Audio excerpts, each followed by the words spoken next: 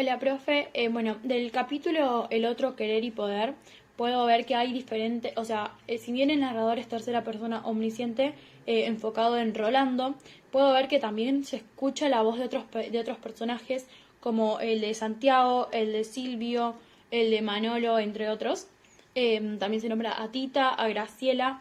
Esto es como un diálogo, pero sin tener la estructura o la forma típica de un diálogo. Y hay veces que no sabemos quién está diciendo esto. Por ejemplo, cuando dice risitas en la bancada femenina, risitas en la bancada femenina y los ñoquis que estaban listos. Uy, qué temprano. Vamos que si no se pasan. Y yo que tengo la panza llena de mate, lo que ocurre es que ustedes se calientan discutiendo y no se dan cuenta de que se tomaron 2 termos completos. Qué relajo, a los ñoquis, señores, a los ñoquis.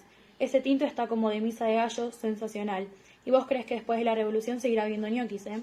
No se sabe qué personajes están hablando, sin embargo nos da a entender que son varios los personajes que están dialogando en este caso. Bueno, los temas que yo creo que va abarcando los capítulos de Santiago, sobre todo es la soledad, porque empieza su capítulo diciendo que se siente solo, que extraña a su familia, extraña a Graciela, extraña a Beatriz, a don Rafael. También al hablar de sus recuerdos y sus pensamientos, que básicamente es lo único con lo que convive, demuestra que se siente solo, que es algo sumamente inevitable, es decir, está encarcelado, torturado en una celda, pero yo creo que es un tema que toca en la mayoría de los capítulos que leí, bueno, en la mayoría no, en todos los capítulos que leí hasta ahora. Por otro lado, también yo creo que uno de los temas que toca también es el amor, porque constantemente se pregunta si Graciela lo sigue amando, le dice que extraña tocar su piel, que también extraña a Beatriz. Ese amor que él se tiene es algo que toca en todos los capítulos.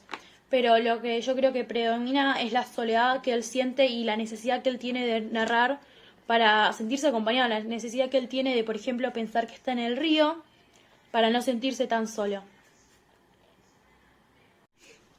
Bueno, uno de los análisis que puedo hacer entre la diferencia de este país y su país en cuanto al capítulo de Beatriz que se llama Este país, es que, por ejemplo, ella dice, una de las diferencias es que en mi país hay caballos, no, perdón, hay caballos y aquí en cambio hay caballos.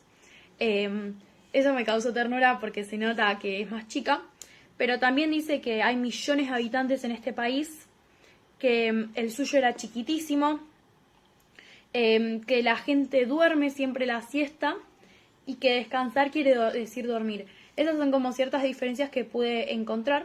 Y por otro lado, mi análisis o mi teoría es que están en México, bueno, por diferentes motivos que fui leyendo en la novela, pero también, por ejemplo, acá dice, entonces me despierto llorando en este país y Graciela tiene que venir a decirme, pero mijita, si es solo un sueño. Mijita yo creo que se refiere a México porque es una palabra muy normal. Pero son esas las diferencias que yo encontré básicamente. Que, que se dice caballos y no caballos, que es más grande y ciertas costumbres que tienen en México. Pero esas son las diferencias. Bueno, las referencias o menciones o reflexiones que hace don Rafael con respecto a esta muerte o tortura que él dice, se refieren a Santiago, porque es el mayor miedo de don Rafael es que lo dejen loco. De hecho, esto es lo que él dice. Eso no, creo que conozco a mi hijo. Mi temor ha sido que se deslice desde la cordura hasta la cordura hacia quién sabe qué.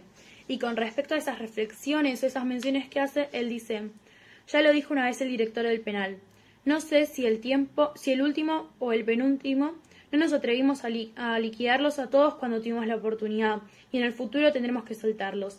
Debemos aprovechar el tiempo que nos queda para volverlos locos. Es una tortura totalmente psicológica, porque lo que ellos quieren es poder entrar, por así decirlo, en la cabeza de las víctimas y poder torturarlos de tal forma de dejarlos locos. Dice también que esta es una forma bastante poco digna, poco innovable, que es lo que dice, lo que dice don Rafael. Son ellos los que aprovecharon el tiempo para enloquecerse. Pero no son locos lindos, son locos disformes, esperpénticos, locos por vocación y libre elección, que es la forma más innoble de locura. Esta es la referencia que yo creo que hace con respecto a la tortura. En este caso se refiere a una tortura psicológica, como ya dije anteriormente. También habla de otras formas o menciona otras formas de tortura o se refiere a muerte. Por ejemplo, cuando dice, no solo son responsables de cada inquina individual o de la suma de esas inquinas, sino también de haber podrido los viejos cimientos de una sociedad entera.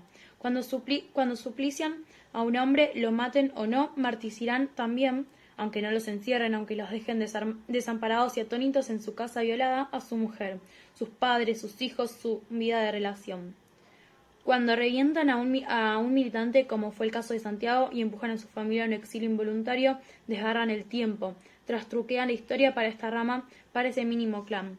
Se refiere a que no solo al torturar o matar a una persona es solo eso, sino que también hay un montón de factores, como en este caso es la familia, el tipo de vida, el lugar donde viven, que afecta a todos ellos.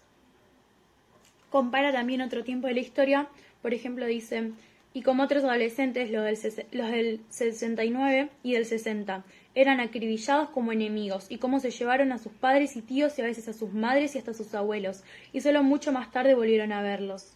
Pero tras las rejas o desde lejos, o también desde una proximidad hecha de incomunicación y lejanía. Esta también es otra mención que hace. Con respecto a si Santiago habla de esto, yo creo que no lo hace, y si lo hace es muy entre líneas, y tampoco creo que, o sea, yo supongo que Santiago no creo que quiera hablar de esto, y por eso es quien toma ese rol, es don Rafael, y de hecho él en un momento dice que si fuese por él cambiaría que Santiago esté libre y don Rafael encarcelado. Pero yo eso creo que Santiago no lo dice así textualmente o tanto como lo dice don Rafael. Bueno, y por último el punto 9c, voy a leer un fragmento que dice, sí, es probable que el exilio sea tan duro como el exilio. La nueva sociedad no será levantada por los veteranos como yo, ni siquiera por los jóvenes maduros como Rolando o Graciela. Somos sobrevivientes, claro, pero también heridos y contusos. Ellos y nosotros. ¿Será levantada entonces por los hoy niños como mi nieta? No lo sé. Quizá los oficiantes, los hacedores de esa patria pendular y peculiar, sean los que hoy son niños pero siguen en el país. No los muchachitos y muchachitas que traerán en la retina nieve de Oslo o atardeceres del Mediterráneo o pirámides de Teotihuacán o motonetas de la Vía Apia o cielos negros del invierno sueco. Bueno, yo creo que levantar esta nueva sociedad se requiere, para mí, se refiere a empezar de nuevo. Dice que las generaciones previas a, por ejemplo, Beatriz, están dolidas, están heridas, y así no se puede comenzar una nueva sociedad, y es por eso que se refiere a la nueva generación, la generación de su nieta, los niños, que serán los que levanten esta nueva sociedad para poder hacerla mejor, para poder hacerla mejor y quizás no tan lastimados como lo están Graciela o mismo don Rafael.